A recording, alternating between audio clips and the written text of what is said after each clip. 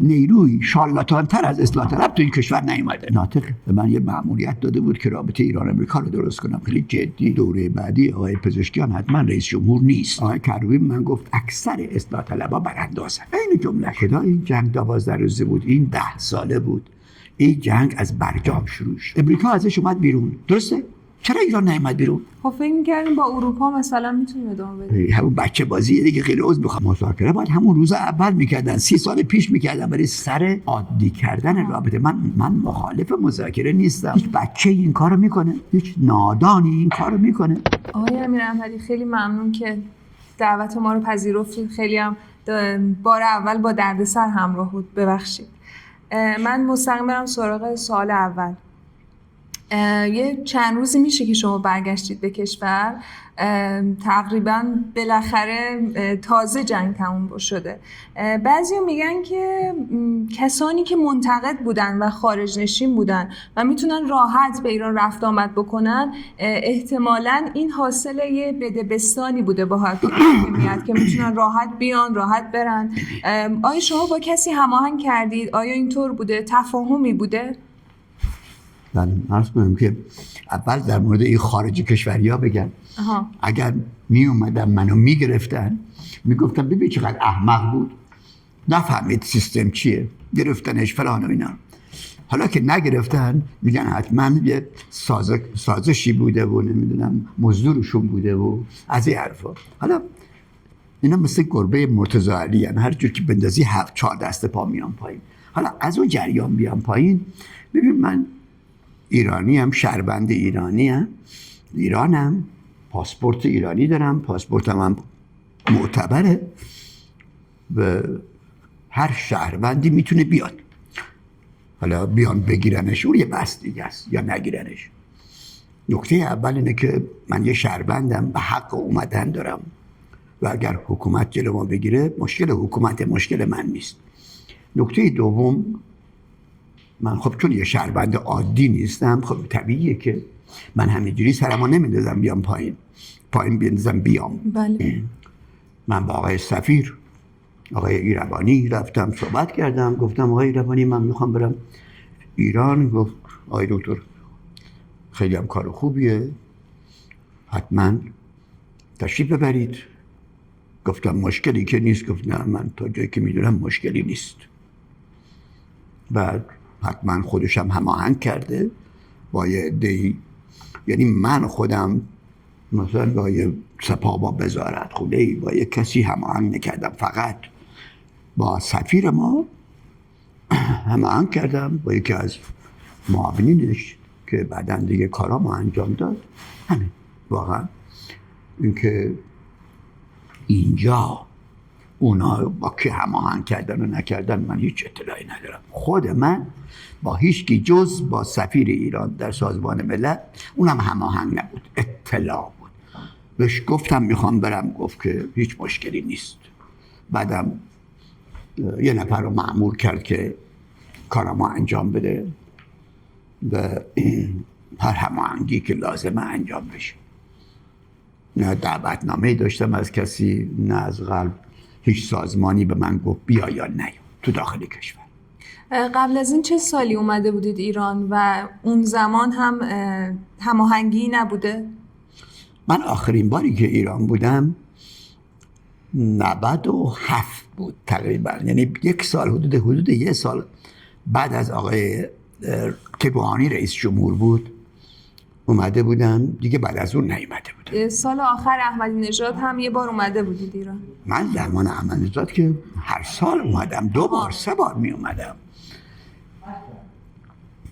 من اومدنم به ایران یه داستان جالبیه. من یه بار برام تعریف کردید که زمان آقای خاتمی نمیتونستید بیاین ایران، درسته؟ بله. حتی یه واژه مثلا گفتید تبعید بودید، خیلی تحت فشار بودید، اینا درست بود؟ بله. عرض کنم حضورتون که زمان آقای خاتمی هم سال اولش اومدم ایران، 7 سال بعد دیگه ایران نتونستم بیام که خودشون و دوستاشون و دور و بریا همین اصلاح طلبا میگفتن که اگه بیای این تندروها میگیرن تو به فلان و بهمان میکنن. وقتی آقای احمد نژاد رئیس جمهور شد، منو همون سال اول اومد نیویورک، منو دید، بعد توی جلسه بودیم، بعد اومد و از نزدیک با هم صحبت کردیم. از من پرسید آقای دکتر آخرین باری که ایران بودی کی بود؟ گفتم 7 سال پیش. دیدم گفت 7 سال پیش برای چی نیومدی؟ گفتم والا به من آقای دولت آقای خاتمی میگه که میگفت و میگه، یعنی الان که دیگه تموم کاره، میگه که اگه بیای این تندروها مثل شما میگیرن منو میکشن. این مزخرفات چیه؟ تو جدی داری میگی؟ گفتم آره مزخرف نیست، این واقعیته. آقای ظریف سفیرش بود، بغل وایساده بود. آقای دکتر ظریف تون اومد که بله. گفتی آقای دکتر امیر احمدی چی میگه؟ گفت راست من نمیدونم، در حالی که خودش من میگفت نه یا این نامرد خودش یکی از نای بود که میگفت نرو بگیرنت فلان میکنن امام میکنن از این حرفا. یکی اون بوده که صادق خرازی بود، یه چند نفری بودن اینا، فریدون بود، حسین فریدون، اینا یه مافیا بودن دوباره من آقای خاتمی که میخواستن من نیام ایران. بعد گفت آقای دکتر ظریف، حالا با آقای دکتر چیز داره میگه احمدی نژاد که آقای دکتر من خبر ندارم. گفت حالا یادداشت کنید در مورد آقای دکتر که ببینم چه کار میشه کرد. 30 روز بیشتر فکر نمی‌کنم، حدود 35 روز طول کشید. دعوتنامه ایشون اومد.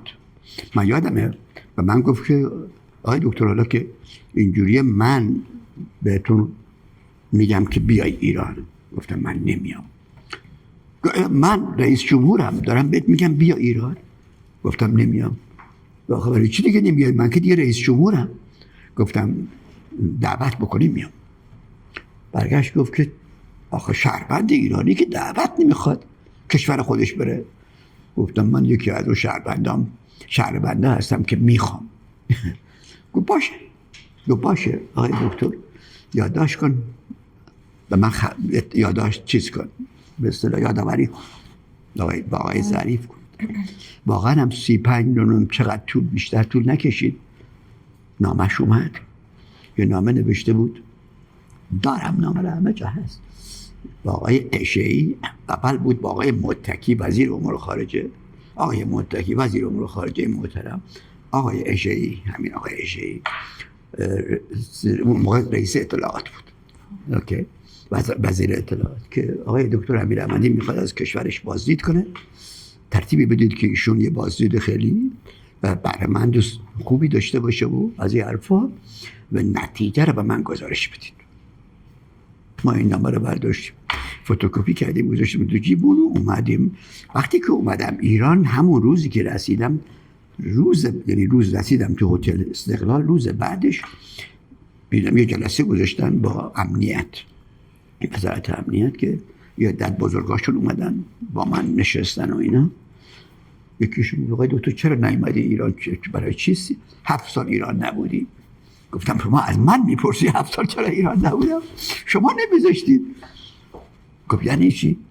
برگشتن واقعا صادقانه گفتن شما در این 7 سال هیچ مشکلی نداشتی، فقط اینا نمیخواستن شما بیای، فکر میکردن شما اگه بیای براشون دردسر درست میکنی، با این چیز افکار تو نمیدونم با از این حرفو میخواستن همونجا بمونی. یعنی شما افکارتون علیه دولت آقای خاتمی بوده؟ نه ببین من که نه، ببین برعکس بود تصادفاً. ببین من بنیانگذار فکر جامعه مدنی تو ایرانم. 4 سال قبل از آقای خاتمی من یه مقاله مفصل، خیلی مفصل در مورد درآمدی بر جامعه مدنی در ایران نوشتم که مرحوم عزت صحابی در مجله ایران فردا چاپ کرد، بعدها هم توی روزنامه ایران و جاهای دیگه پخش شد. جامعه مدنی این آقایون اومدن اون بحث جامعه مدنی رو گرفتن آقای خاتمی رو رئیس جمهور بکنن. اون موقع من با آقای ناطق نوری که رئیس مجلس بود خیلی نزدیک بودم، زیاد میدیدمش، منو خیلی دوست داشت. ناطق به من یه مأموریت داده بود که رابطه ایران امریکا رو درست کنم، خیلی جدی. اگه ناطق رئیس جمهور میشد اصلا دنیای ایران عوض میشد از اون موقع. من رفتم دنبال ناطق در اون انتخابات. اون باعث شد که این اصلاح طلبها با من دشمن بشن و هی این ور اون ور که امیرعبدی دست راستیه و نمیدونم فلان و از این حرفا. از همون موقع این جریان شروع شد. منم یه آدم عملگرای غیر ایدئولوژیک سیاستمدار گفتم آقا برای من مهم نیست گربه سیاس یا سفیده یا زرده، من میخوام گربه موش بگیره.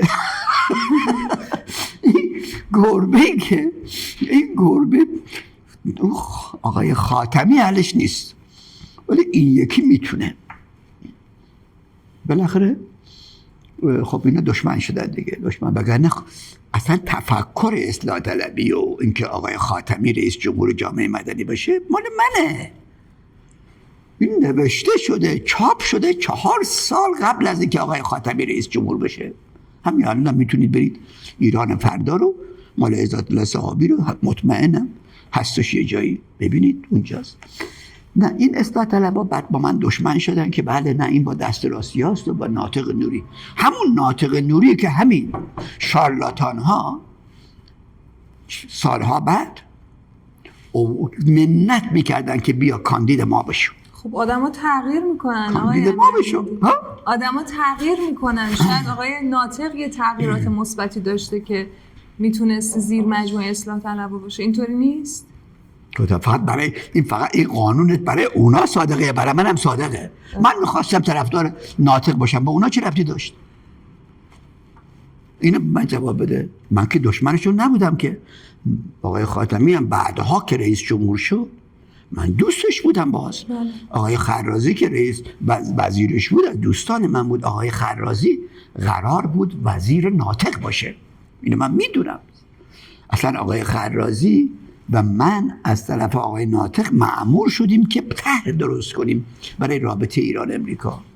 اصلا چه ناطق چه خاتمی وزیر امور خارجه کشور اون موقع آقای خرازی بود، تعیین شده بود. منم با خرازی خیلی نزدیک بودم، دوست بودم، خدا رحمتشونه. و به هر حال من مشکلی با اینا نداشتم، من فکر خودم رو داشتم. اون موقع هم اولویتم حل مشکل ایران امریکا بود. اونا اولویتشون یعنی همین اصلاح طلبها اون نبود. اولویتشون توسعه سیاسی بود. یه چیزی رو سر هم کرده بودم خودشونم نمیفهمیدم. توسعه سیاسی بودم. توسعه سیاسی چیه؟ جواب نمیتونست. اصلا نمیدونن چیه. توسعه سیاسی یعنی دموکراسی، توسعه سیاسی یعنی انتخابات، توسعه سیاسی یعنی که خود ما تو انتخابات برنده بشیم. بی سرته. من اولویتم حل مشکل ایران امریکا بود. اینا اولویتشون نبود. با رابطه با امریکا اینا بازی میکردن. براشون رابطه با امریکا یه توپ بازی بود. از رابطه استفاده میکردن که در انتخابات برنده بشن. تا توی انتخابات میرفتن طرفدار رابطه بودن، بعد از انتخابات میذاشتنش کنار، کار خودشونو میکردن، ضدش عمل میکردن. ضد رابطه با آمریکا عمل میکردن؟ بله. هیچ نیروی شارلاتان تر از اصلاح طلب تو این کشور نیومده. بنویسید دادم میزنم. هر کس هم که بخواد سر این میز بشینه دقیق بهش میگم. آقای عباس عبدی در یه مصاحبه که آقای علیرضا حقیقی انجام داد با ما روشن میگه ما مخالف حل مشکل ایران امریکا هستیم، یعنی اصلاح طلبها. آقای عبدی میگه، دوست عزیزم همونجا هم هست، میشناسم، من خیلی هم نزدیکیم به هم، الان دارم بهش میگم دیگه. آقای عبدی اگه دروغ میگم بیا بگو دروغ میگی. مصاحبه است، چاپ شده. گفت ما مخالف رابطه ایران امریکا هستیم. چرا تو مخالفه؟ گفت برای که اگه رابطه ایران امریکا عادی بشه دموکراسی از بین میره. ما پروژمون دموکراسی و توسعه سیاسیه. گفتم برید دنبالش. گفتم آرزو برای جوونا عیب نیست، برید دنبال دموکراسی. واقعا آرزوی دست نیافتنیه برای ایران دموکراسی؟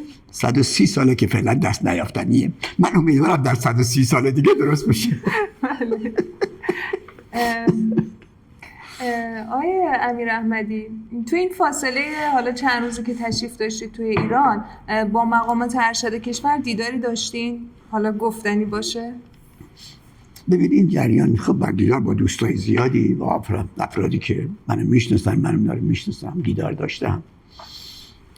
یه دیداری هم داشتم با یه گروه که ذره مفصل یعنی یه ذره متفاوته، ولی چیز خاصی در مورد اون ندارم بگم. خیلی دوستانه بود، خیلی خوب بود. مثل مسائل نگرانی هایی نه در مورد منو، که در مورد یه عده دیگه صحبت کردیم. همین، چیز خاصی نبود، واقعا چیز خاصی نبود. آقای امیر احمدی، شما یه بار راجع به دولت نیمه نظامی صحبت کردید.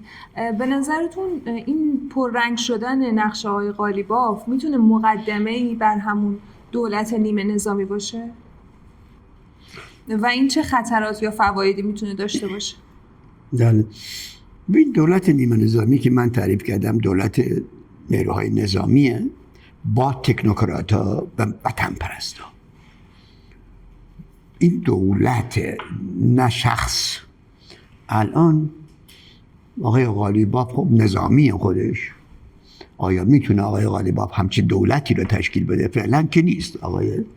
الان رئیس جمهور آقای پزشکیانه، وزراش هم از خودشونن و آقای قالیباف هم رئیس مجلسه. حالا یه مأموریت هایی هم پیدا کرده در رابطه با امریکا و اینا، من راستش زیاد توش نیستم. آقای قالیباف آدم قادریه از خیلی جهات، آدمیه که به هر حال 12-13 سال شهردار بوده. شما میتونید دستاورداشو ببینید، خیلی قابل ملاحظه است. آدم عملگراییه، آدمی خیلی فعاله، به طور مناسبی هم جاه طلبه، هیچ اشکالی هم نداره. اشکال داره، همه ما جاه طلبی بندم هستم.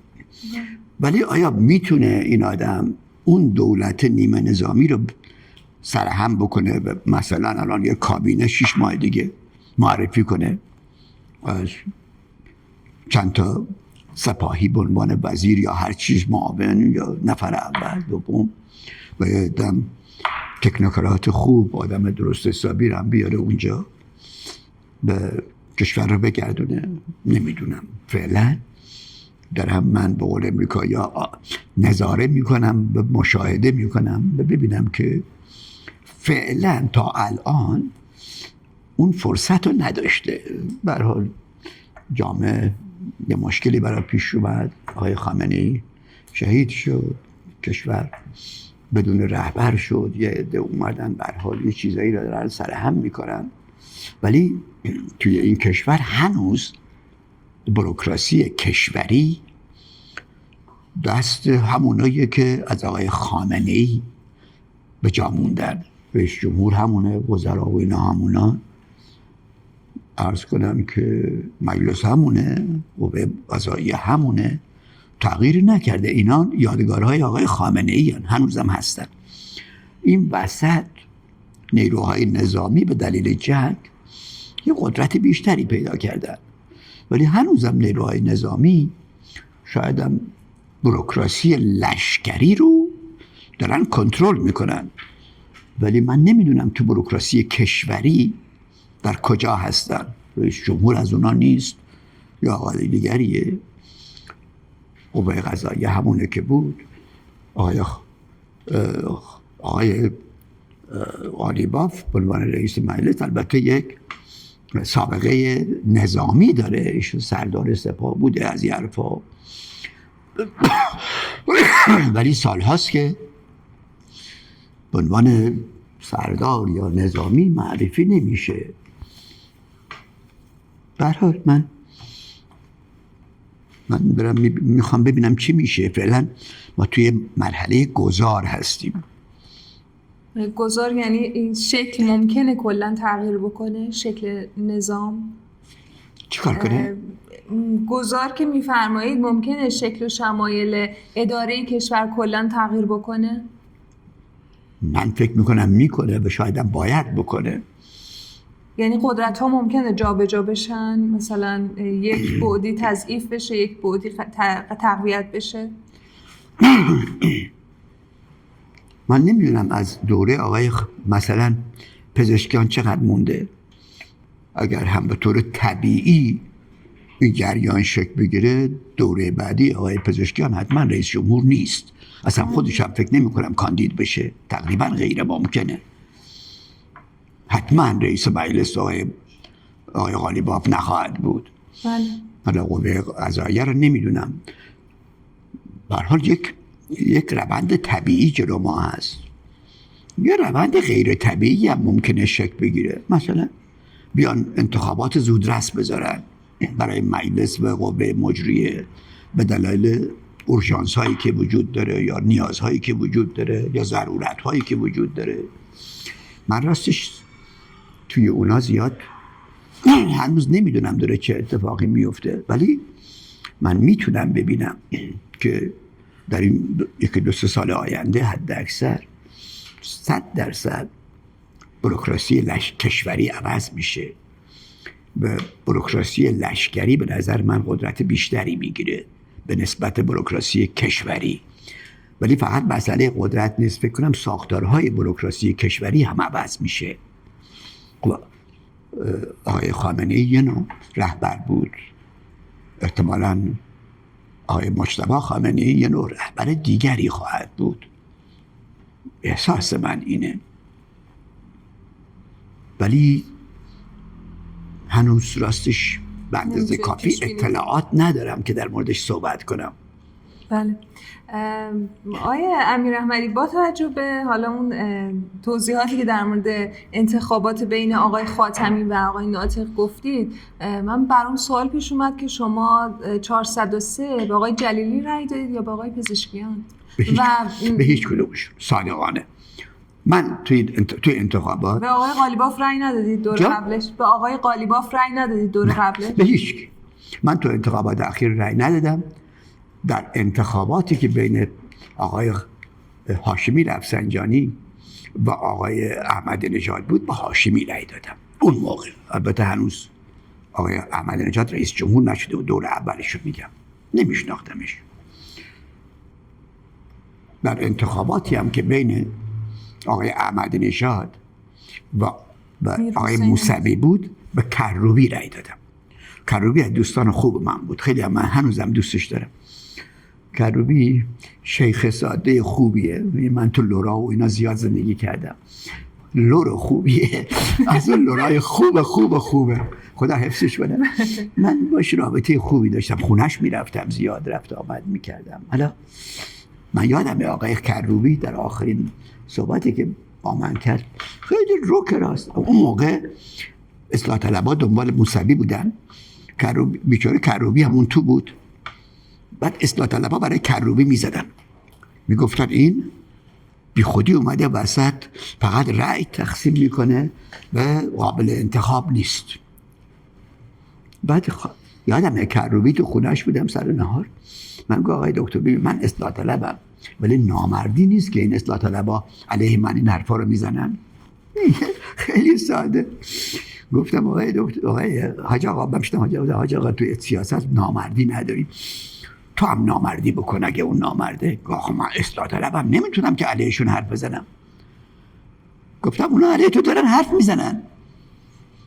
آقای دکتر آخه من اصلاح طلبم چیکار کنم؟ گفتم تو واقعا مثل اونا اصلاح طلبی؟ یه نگاهی من که گفت نه، اونا براندازن، من اصلاح طلبم. روکر راست بنویس. آقای کروبی من گفت اکثر، اینجوری گفت اکثر اصلاح طلبها براندازن. این جملهش. آقای کروبی اونجا هست نشسته، میتونه بگه امیرحمدی دروغ میگه. گفتم اگر اونا براندازن، برای چی تو بگی منم اصلاح طلبم؟ گاهی تو همه اصلاح طلبها که برانداز نیستن، منم یکیشم. آخه آقای میرحسین موسوی نخست وزیر امام چطور میتونسته برانداز باشه؟ ببین از آقای کروبی بپرس. من ایشون نگفت آقای میرحسین موسوی براندازه. گفت حامیانش، گفت اصلاح طلبای، گفت یک بخش، یعنی در واقع من دقیقا یادم نیست، ولی معنای حرفش این بود که بخشی از اصلاح طلبها براندازن به اینایی که علیه من حرف میزنن از براندازان. اینو گفت. اینو اصلا از آقای موسوی بد نگفت. من بعدها وقتی که تو جنبش سبز بهش گفتم بکش کنار، تو جنبش نرو. که آقا بازم نمیشه، آخه من برم کجا؟ برم طرف احمدی نژاد؟ گفتم نه احمدی نژاد، نه اصلاح طلبات، نه موسوی. برو تو خونت بشین، یه ذره صبر کن، حوصله کن، نوبت تو هم میرسه. متاسفانه یه عده دور برش بودن مثل فیاض و نمیدونم کی و اینا تحریکش میکردن. نظرتون راجع به دولت آقای پزشکیان چیه و شخص آقای پزشکیان؟ اولا شخصا آدم خوبیه، من خیلی لذت بردم دیدم آدم خوبیه. من تو تبریز درس خوندم، من آذری‌ها رو خوب میشناسم. یا آذری خیلی خوبه، هرچی درش میاد میگه و هرچی هم بخواد. ولی اعتقاد داشتم، هنوزم دارم، ایشون رئیس جمهور این صحنه‌ای که الان تو ایران میبینم نیست. من همون موقع گفتم با آقای خامنه‌ای ایشون رئیس جمهور این صحنه نیست. و اصلا رئیس جمهور شدنش یه پیام اشتباهیه به دنیا. تا الان یک نیروی نظامی میخوای، یک قدرت میخوای، نه ظریف و روحانی و نمیدونم عراقچی و آقای پزشکیان و اینا نیروهای پیام ضعفن. نه اینکه خودشون آدم ضعیفی باشه، پیام ضعفه. در روابط بین الملل هیچ چیز جز درک وجود نداره، اصلا واقعیت وجود نداره. هر چی که دشمن است و درک میکنه واقعیت اونه. متاسفانه انتخاب آقای پزشکیان و آوردن آقای ظریف و عراقچی و همه اینا فقط پیام ضعف داد، اونم در لحظه ای که باید پیام فقط حد اکثر قدرت می بود. آقای امیراحمدی، برخلاف شما بعضی از حالا تحلیلگرا تصورشون اینه که همین سادگی آقای پزشکیان خیلی کارا رو جلو برده توی کشور. یه چیزی مثلا میگن در تفاهم ایران و آمریکا، مثلا در مورد قانون حجاب، مثلا در مورد رأی آوردن همه وزیرانشون بدون هیچ اما و اگری. اتفاقا میگن که ایشون با سیاست، با سیاسی یک ظاهر ساده ای داره ولی کار خودشو پیش میبره. خب امیدوارم اینطوری باشه. من هیچ مشکلی، شما اینطوری فکر نمی‌کنی؟ نه من اینجوری فکر نمی‌کنم. مثلا سیاست اینجوری نمی‌بینم. نه ببین، جامعه ایران یه جامعه‌ای که داره رشد میکنه. خانمایی که روسری ندارن یا مثل شما روسریشون دیگه بالای پشت سرشونه، اینا مبارزه کردن برای این کار، جون دادن، زندان رفتن، خیابون بودن. این جریانایی که الان اتفاق افتاد هیچ ربطی به آقای پزشکیان نداره، چیز طبیعی بود اتفاق افتاد. نه من اینجوری فکر نمی. آقای پزشکیان نه آدم خوبیه، آدم درستیه، دروغ نمیگه، شارلاتان نیست. مثل آقای روحانی شارلاتان بود، الان نمیتونی بنویسی، ولی اون نیست. اون یه آدم ساده و سالمیه که حرفشو میزنه، میگه آقا برای چی بسازیم؟ اگه بسازیم دوباره امریکا خراب میکنه. اصلا هیچ رئیس جمهوری حق نداره این حرفو بزنه، ولی شو میزنه. پیام ضعف دیگه. آقا یعنی چی اصلا تو رئیس جمهور کشوری؟ یعنی چی که بسازم دوباره میزنه؟ اصلا معنی داره این حرف؟ نه ببین، آدم خیلی خوبیه، رئیس جمهوری این دوره نیست. هرچی زودتر جاشو خالی کنه و بده بیه نیروی نظامی، بیه قدرت، همونقدر هم به نفع خودشه، هم کشوره، هم مردم. شما یه زمانی یه شورایی به اسم شورای ایران و آمریکا داشتید. الان هم دارم. چی شد؟ یعنی الان آقای ظریف خرابش کرد. چه مشکلی دارید با آقای ظریف اومد گفت آقا ما دیگه نمیخوایم با تو کار کنیم.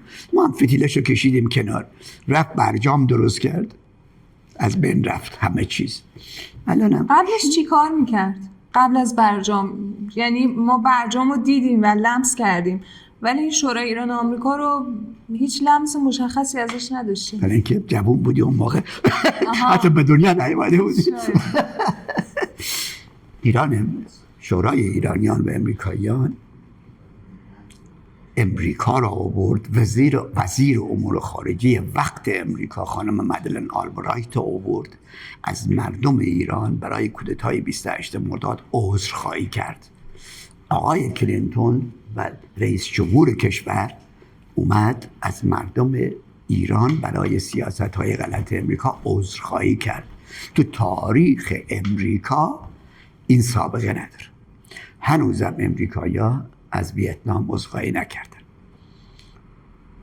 از اون بالاتر تو نمیتونی بری. بزرگترین افتخار تاریخ زندگی من اونه. آقا من از امریکایی‌ها عذرخواهی گرفتم، ظریف و روحانی و دار دستش عذرخواهی کردن، رفتن برجام امضا کردن، برجامی که یه سال خورده بیشتر نموند و منشأ این جنگ شد. میگن جنگ 12 روزه. کدا این جنگ 12 روزه بود؟ این 10 ساله بود. این جنگ از برجام شروع شد.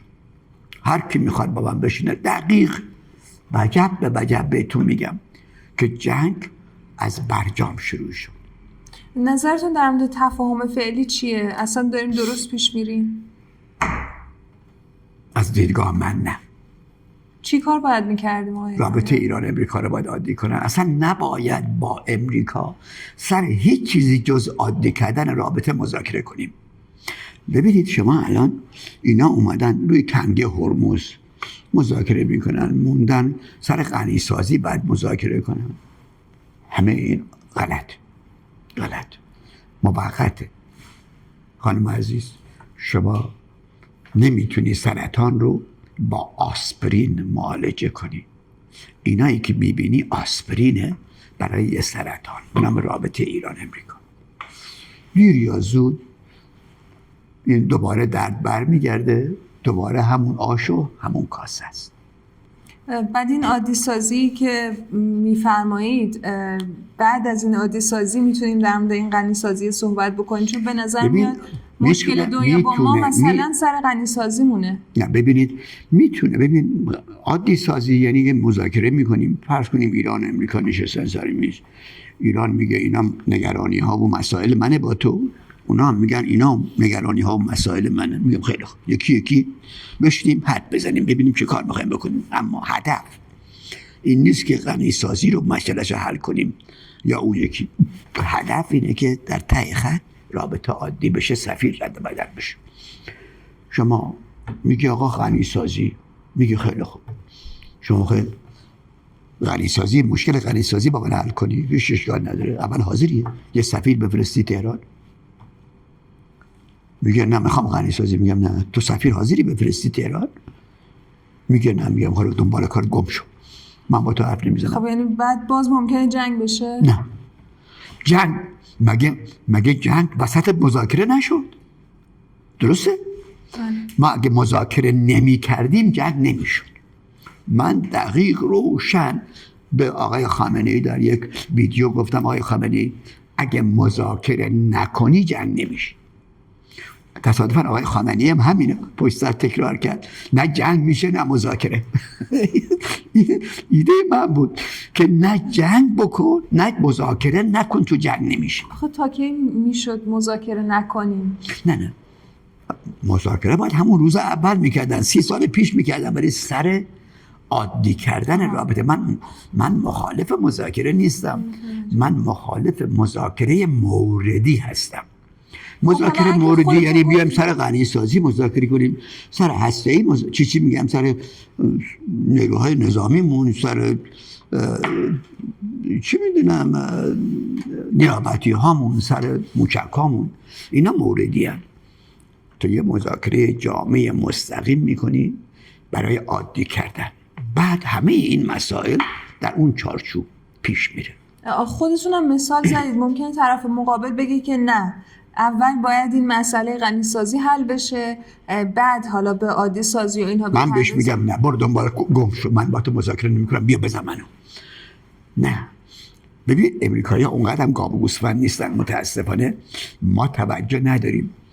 ببین یه چیز ساده‌ای بهتون بگم، ببینید چقدر ما پرتیم در این مذاکرات. ایران عضو آژانس یه معاهده ای رو امضا کرده به نام مذاکره منع سلاح‌های هسته‌ای. اونجا عضویم. درست شد؟ حالا شما سر همون موضوع که یه معاهده جهانی رو امضا کردی میای با امریکا مذاکره میکنی؟ این عقل داره؟ این منطق توش هست؟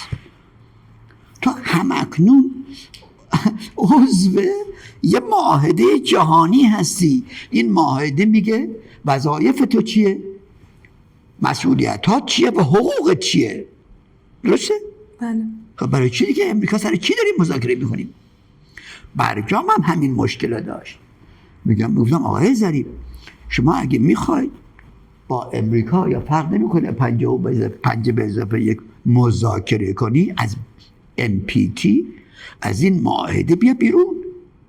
الان آقای غالیباف باید با امریکا بگه با آقای جدیوز، دفعه دیگه میبینه میگه آقای جدیوز امیر احمدی گفته من با تو مذاکره نکنم، بندازه گردن منم که همونجام دیگه.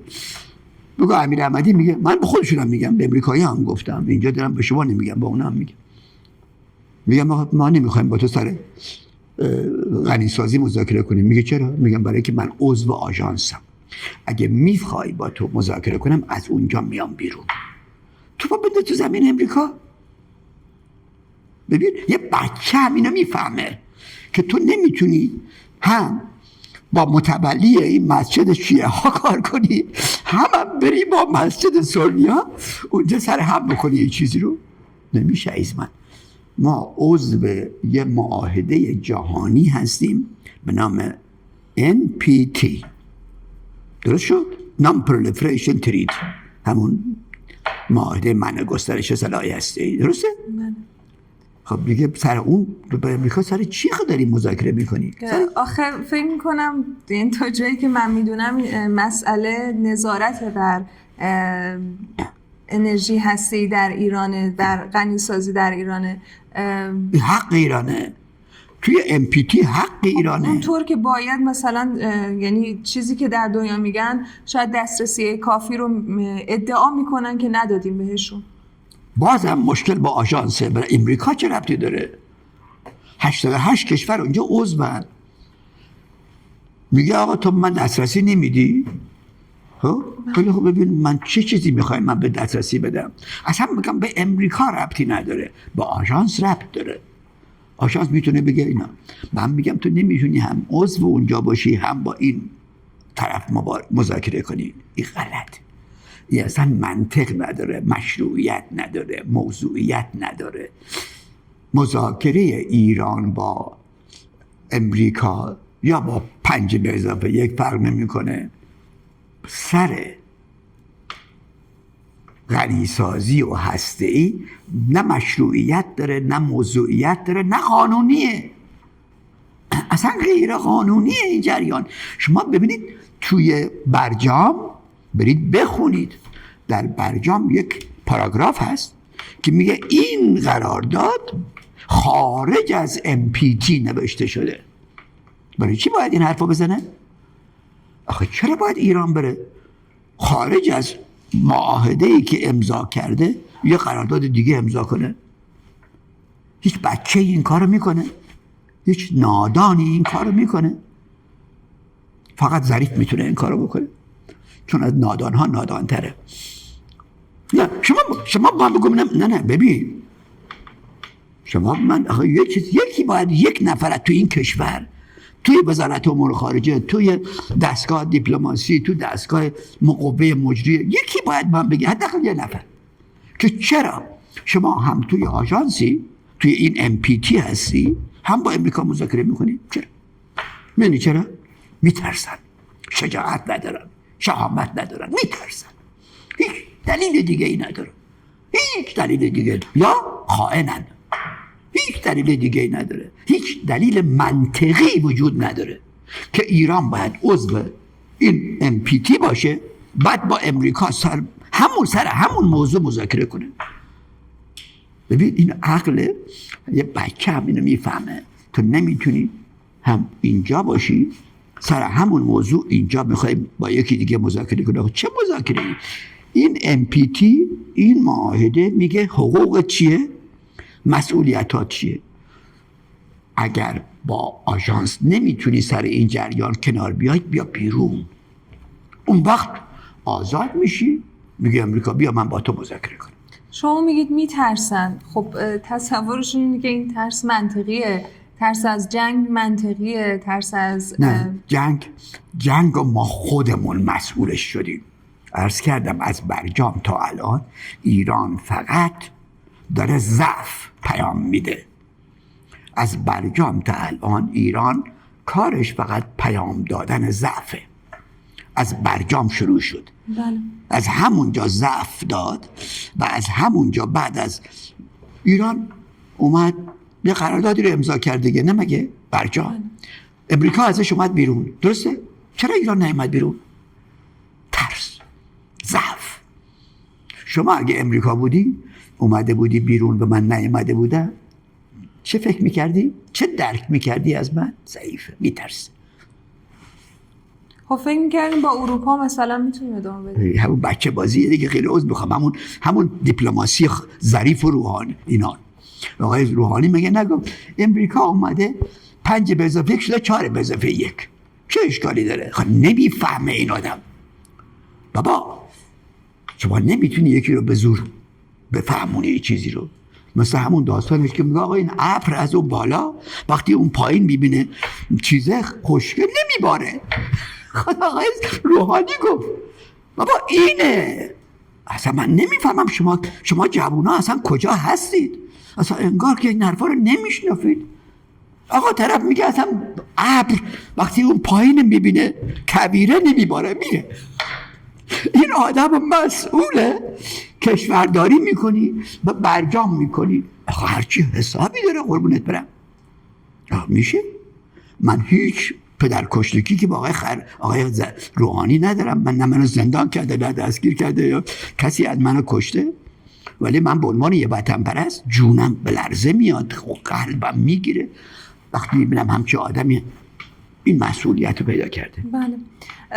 آقای امیر احمدی به نظرتون، اولا که من بگم این تایم کوتاهی مونده، اگر کوتاه‌تر پاسخ بدید بهتره، به نظرتون بزرگترین اشتباهی که آمریکا در مواجهه با ایران میکنه و بالعکس بزرگترین اشتباهی که ایران در مواجهه با آمریکا داره چیه؟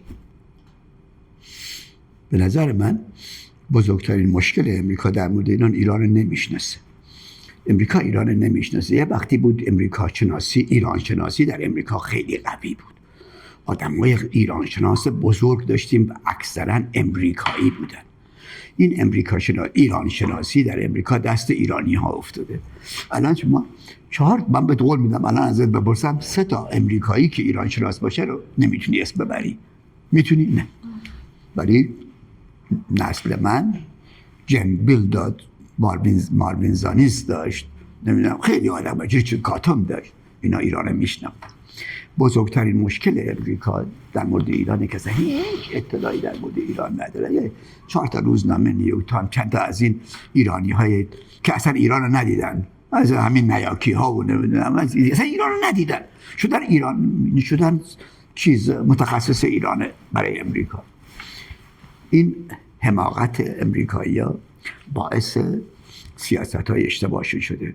غلط. حالا امریکا کشور امپریالیستیه، منافع خودشو داره و ایدون حرفا، اما به نظر من بزرگترین مشکل امریکا با ایران عدم درکشه. درک نمیشناسه ایران.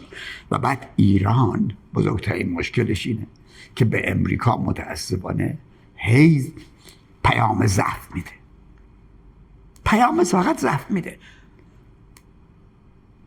ما فقط در حرف انقلابی شعاری، در عمل ضعف. تو این جنگ چطور آقای امیر احمدی؟ بالاخره ما تنگه هرمز رو بستیم. تو این جنگ چطور؟ این جنگ هم به نظرتون پیام ضعفی صادر شد؟ بالاخره ما تنگه هرمز رو بستیم، یه دفاع موشکی خیلی خوبی داشتیم. برای همینم دست سپاهی‌ها رو میبوسم. شما نبستی، آقای روحانی نبست، آقای پزشکیان نبست. شما جنگ اول با جنگ 2 مقایسه کن. در جنگ 2 بود که سپاهی‌های ما، نادرشاه‌های ما اومدن وسط گفتم به امریکا ببین دیگه گذشت اون دوره گذشت، ما دوره نادرشاهیم. رفتن تنگه رو بستن، موشک زدن به پایگاهشون. بله. ببین اونه. در همینم من میگم ما وارد مرحله نادرشاهی داریم میشیم. آقای امیراحمدی، سخت‌ترین دیداری که با مقامات آمریکایی یا ایرانی داشتید چه دیداری با چه شخصی بوده؟ میتونید از رئیس جمهور تا پایین. با چه شخصی از همه سخت‌تر بوده؟ سخت‌تر؟ بله. ببین امریکایی‌ها آدمای بسیار خیلی سخت و به قدرت اعتقاد دارن، خیلی هم خودشون رو دوست دارن، کشورشون رو دوست دارن، میهم پرستن، به همیشه هم دنبال اینن که کشورهای دیگر رو تسلیم کنن، از خودشون بکنن، از این حرفا. منم همیشه به اینا میگفتم در مورد ایران نمیتونید این کار رو بکنید.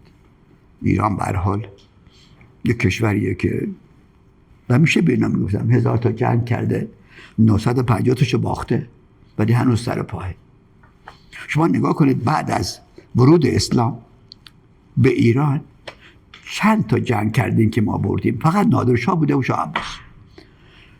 به عربا باختیم، به مغولا باختیم، به ترکای سلجوق باختیم، به روسیه باختیم، به انگلستان باختیم، همه باختیم. خدا رحمت کنه نادرشاه رو. و بعد شاه عباس اگه اینا بودن که هیچ آبرویی نداشتیم، مثلا کشور نداشتیم.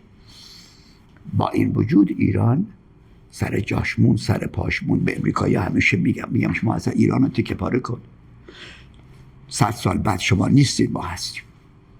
با کدوم رئیس جمهور آمریکا شما دیدار داشتید؟ بله. با کدومشون دیدار داشتید؟ من با خیلی هاشون دیدار داشتم. الان دیگه واقعا لازم نیست به جزئیات برم. من با خیلی هاشون، یکی از بهترین ها بود، نزدیکترین ها کلینتون بود، بعد از اون آقای جو بایدن بود، با وزراشون همینجور آقای اوباما بود. با آقای ترامپ ملاقات نداشتم هنوز، ولی با بزرگاش. سر چه موضوعی رابطه ایران امریکا فقط چانه زنی با اینها سر چه موضوعی خیلی سخت بوده؟ خاطرتون ببین هست؟ بزرگترین مشکل ما این بود که امریکایی‌ها را قانع کنیم با ایران رابطه را عادی کنن. امریکایی‌ها معمولاً از کلمه عادی شدن رابطه پرهیز میکنن. فقط یک رئیس جمهور تا الان مشخصاً گفته که من حاضرم رابطه را عادی کنم. میدونی اون کیه؟ باور نمیکنی؟ ترامپ. بله، ترامپ همون روزی که از برجام اومد بیرون یه سخنرانی کرد، گفت که من از برجام میام بیرون به ایران، اما یه پیشنهاد مذاکره مستقیم به جامعه میدم در جهت عادی کردن رابطه و گسترش همکاری های اقتصادی. اونجا هست، صحبتش هست. بله. من دو تا سوال اون مذاکره، ولی خوشبختانه الان اعتقاد دارم امریکایی‌ها آماده عادی کردن رابطه هستن. ببین یعنی که یک جریان دیپلماتیک ایجاد کنن. این خیلی دستاورد بزرگیه به نظر من، چون قبلا خیلی مشکل بود. فکر می‌کنین تفاهمی ایران و آمریکا احتمالاً پایدار خواهد بود یا اینکه دوباره با یه جنگی ما مواجه میشیم؟ ببینید بذار من بهتون خیلی روشن‌تر بگم. آقای خامنه‌ای تونست 30 و خورده سال رابطه ایران و امریکا رو در وضعیت نه جنگ و نه صلح حفظ کنه. یکی از دستاورداش. نه با تو می جنگم نه با تو صلح میکنم. من همیشه میگفتم که بالاخره یک جایی این وضعیت نه جنگ و نه صلح تموم میشه، شما یا مجبوری جنگ کنی یا صلح کنی. الان خب اون وضعیت دیدیم که ناپایدار شد، جنگ شد، حالا دوباره برگشتیم به چارخونه اول. الان هم این حضرات میخوان بازم نه جنگ و نه صلح حفظ کنن. ممکنه 2 سال، 3 سال، 1 سال، 5 سال، ولی ناپایداره. بازم ته خط بازم همون جنگه. مهم هم مثلا زمان آقای خامنه‌ای که تونست 30 سال 30 چند سال این رابطه رو نه جنگ و نه صلح حفظ کنه، الان دیگه خیلی خیلی مشکل تره، حتی شاید 2 سال نتونن. بنابراین ایران و امریکا یا جنگ میکنن دوباره یا صلح میکنن. به صلح هم یعنی عادی کردن، هیچ راهی دیگه ندارن. و 2 سوال راجع به فضای داخل ایران هم من بپرسم. به نظرتون کسانی که دیماه به خیابون اومدن خواسته هاشون در واقع کدوم دسته از خواسته هاشون رو جمهوری اسلامی میتونه تأمین بکنه که دیگه اون نارضایتی اون طوری نزنه بالا؟ مشکل ایران به نظر من مشکل داخلیش یه مشکل نه اقتصادیه نه اجتماعی، یه مشکل سیاسیه. مشکل سیاسی داریم. جامعه زیربنا، این جامعه‌ای که من میبینم تو این کشور داره با سرعت رشد میکنه، میره جلو. این تنها به اصطلاح مشکلی که جلو خودش میبینه، حالا اقتصاد مسئله است، تورم مسئله است، همه ایناست، ولی اون مشکلی که جلوی این نیرو وایستاده اون بخش سیاسی جامعه است. به نظر من تنها راه رفتن به جلو یه تغییرات ساختاری در قسمت سیاست این کشور، بخش سیاسی کشوره. به نظر من هر راه حل دیگری موقت خواهد بود.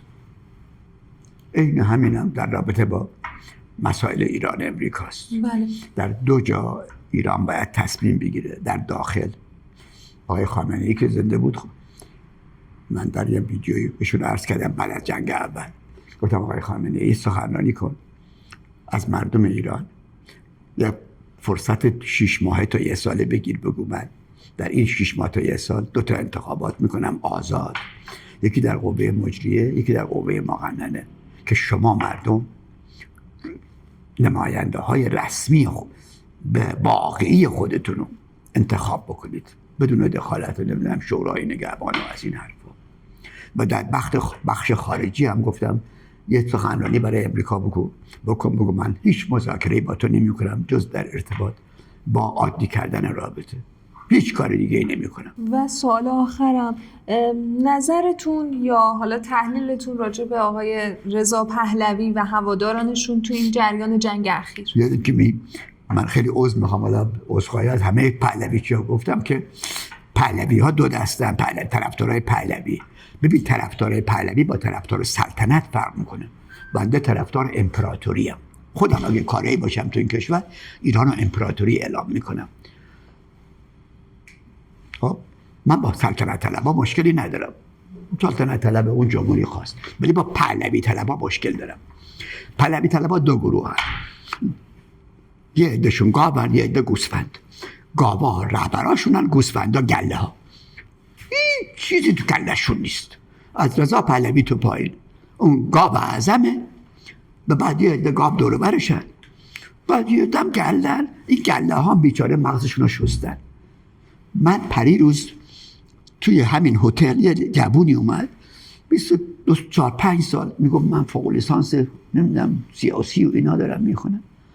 بعد میگه آقای دکتر شما میگی که ایران باید بمب بسازه. گفتم آره، تو غیرت ایران تا بمب نسازه آدم نمیشه. گفت آقای دکتر این حکومتی که بمب بسازه بمب رو سر ما میریزه. یه دفعه من گفتم یا حضرت عباس ببین چه جوری مغز این بچه روش، این جوان و سوزو اصلا ببین این نمیتونه اصلا فکر کنه، اصلا نمیتونه فکر کنه. واقعا تو فوق لیسانس میگیری؟ بهش گفتم جوان تو اصلا از کجا اومدی؟ این داستان چیه؟ یعنی چی جمهوری اسلامی بمب بسازه رو سر ما؟ اسرائیلیا بهش گفتن، من تو بهش گفته، ایران اینترنشنال بهش گفته، دشمنای ایران بهش گفتن، همون گاو گوسفندا. ببین اون تفلکی گاو یه گوسفنده، ولی یه عده گاو مغزشو شستن. خلاصه کلام اینم که دارم به شما میگم، قبلا هم گفتم میلیون ها ویو هم گرفته که پهلوی‌ها یه عده گاون یه عده گوسفند. یکی از بچه‌ها که از دوستان من اومد اعتراض کرد، وای دکتر منم چیزم، تو داری به منم توهین میکنی. گفتم نه، تو جز گله ها هستی. گله آدم خوبیه، سرش کلاه رفته، تو جز اون گاوا نیستی. خیلی ممنون آقای امیررحمتی. یه سوالم همکارم داشتن که اضافه کنه. آقای دکتر امیررحمتی، این ناپلئون بوناپارتی که پیش بینی می‌کنید ناپلئون بوناپارتی که پیش بینی می‌کنید برای ایران کیه تو مختصات امروز ایران؟ فقط نظامی بودن کافیه برای اون چیزی که شما مد نظرتونه؟ نه ببینید، اولا خب ایران یه تحولی توش هست، عرض کردم یه زیربناییه که داره متحول میشه شده. دخترها خیلی عذر میخوام الان دیگه نه فقط روسری رو برداشتن که ناپ نشون میدن. من به ایران من میدونم به خارجی ها میگم اگه بخواید ناپ بخواید بیایید اینجا، نمیخواد برید هند، چون هندی ها اون کارو میکنن. ببینید یک تحولی از درون توی این کشور داره میجوشه. این جینی از باکس اومده بیرون، از کوزه اومده، اینو نمیشه کرد توش. این اصله. همونجور که عرض کردم ما تو روبنا مسئله داریم. اون مشکل روبنا باید حل شه. ببین زمان شاه، من جوان زمان شاه، ما زمان شاه هر کاری رو میکردیم. آره ولی نه یک کاری رو نمیتونستیم بکنیم. دهنمون رو باز میکردیم، زیپ میکردن تو ساواک بودیم. خوش به حالم نه. من تصادفاً همین پریروز نداشت یه هفته پیش برگشتم تبریز، دانشکده خودم، دانشکده کشاورزی تبریز. مثلا یک دنیا گریه هم گرفته بود. دم در دانشکده ساواک یک کیوسک داشت. بله یک کیوسک داشت، کارت ما رو چیز میکرد، کنترل میکرد، میذاشت ما بریم تو. زمان شاه از نظر سیاسی ایران زیر صفر رفته بود.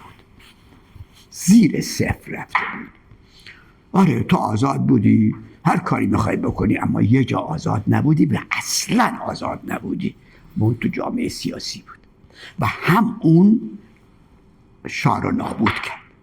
همون گفتم روبنایی که زمان شاه داشت رشد میکرد و شده بود هرچی بخوای، اما روبنا بستود کرده بود. درست مثل یه دیگی که توش آب میریزی، زیرش آتش میکنی، درش رو کیپ میکنی، نمیذاری بخار بره بیرون. در یه جایی دیگ میترکه اگه نذاری بخار بره بیرون. یه اصله. شاه داشت این دیگو داشت میجوشوند، هی بخار میکرد، ولی من میگو به بخار میگفت نمیتونی بری بیرون، ترکوندش. شوروی هم اینجوری ترکید. تمام انقلابا در واقع اینجوری میترک. اینجوری. یعنی وضعیت ما در جمهوری اسلامی بهتره به نظرتون؟ از نظر سیاسی آره. اصلا قابل مقایسه باید. مثال دانشگاه که خانم شما الان نشستی با من داریم مذاکره میکنیم، من علیه حکومت و هر کس حرف میزنم. زمان شاه من جرأت کسی داشتم چیزی بگه؟ همین الان ساواک همه رو مربوطه بود. همون لحظه اول. شما زمان شاه نبودید. اصلا غیر ممکن بود. بنده الان اومدم اینجا دهنمو باز کردم، هر چی میخوام به حکومت میگم، به آقای روحانی میگم، به ظریف میگم، به نمیدونم پزشکیان که رئیس جمهور میگم، بعدم پا میشم میرم تو هتل و همو میخورم. نه خیر، اصلا همون لحظه اول ساواک میمد جمع میکرد، شما رو هم جمع میکرد، همه رو جمع میکرد. اصلا چیزی وجود نداشت.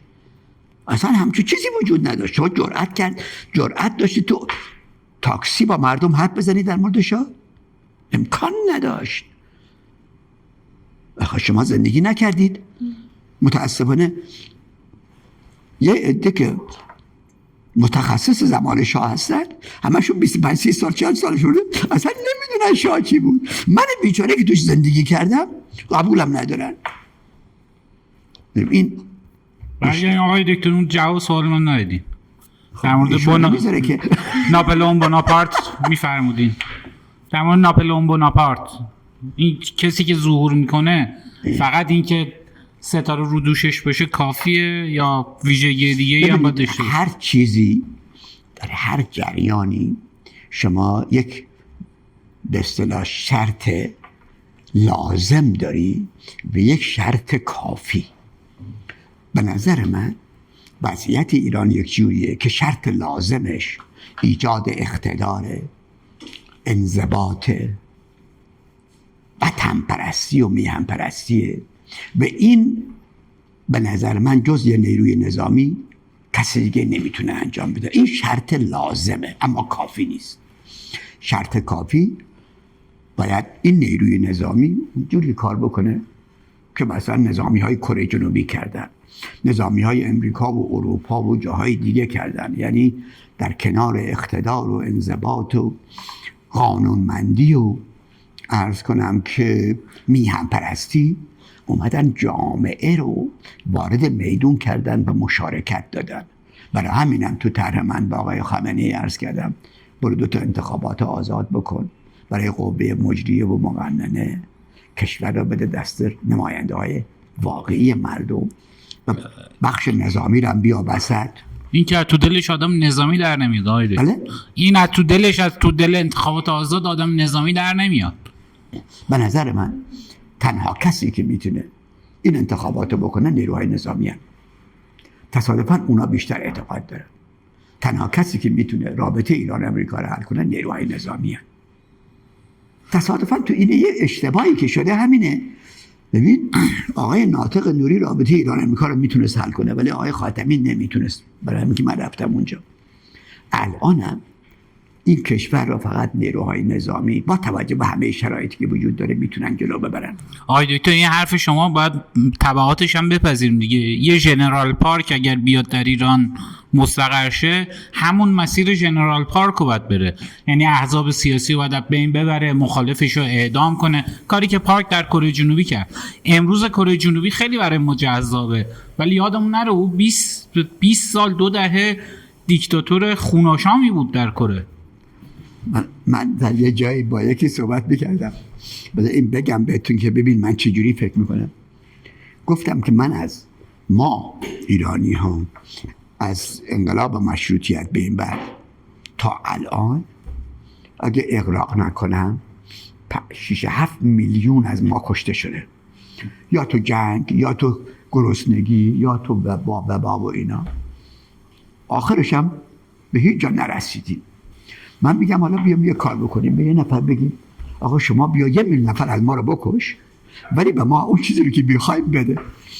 یه معامله بکنیم با یه دیکتاتور، بگیم آقا بیا 1 میلیون نفر از ما رو بکش ولی بعد از اون دیگه کشور رو واقعا درستش کن، یه چیز درستی ازش در بیاد. کدوم یکی رو قبول داری اونو؟ کسی قبول داره که 1 میلیون نفر از ایرانی بمیره ولی کشور بعد از اون درست بشه؟ یا اینکه نه همینجور ادامه بدیم 10 سال دیگه یه 5-6 میلیون دیگه هم بمیره. ببین اینو من میگم فرضیه، میخوام یک مثال فرضی براتون بذارم. شما میگین نمیدونم میاد دیکتاتور میکنن فلان میکنن میکشن احزاب و فلان میکنن. ببین توی کره جنوبی هم همون بدبختی ها ایجاد شد دیگه، دیکتاتورها اومدن این کارا رو کردن. ولی الان به یه کره‌ای بگو که آقا تو اون هزینه‌ای که دادی در این 20 سال ازش راضی هستی؟ پشیمونی؟ میگه نه الان دیگه کشور مثلا فراموش کردم، یه کشور مستقل و قدرتمند و توسعه یافته هستم دیگه، اونم یه هزینه‌ای بود ما باید میدادیم. بعضی موقع شما باید هزینه بدی. ممنون آقای دکتر.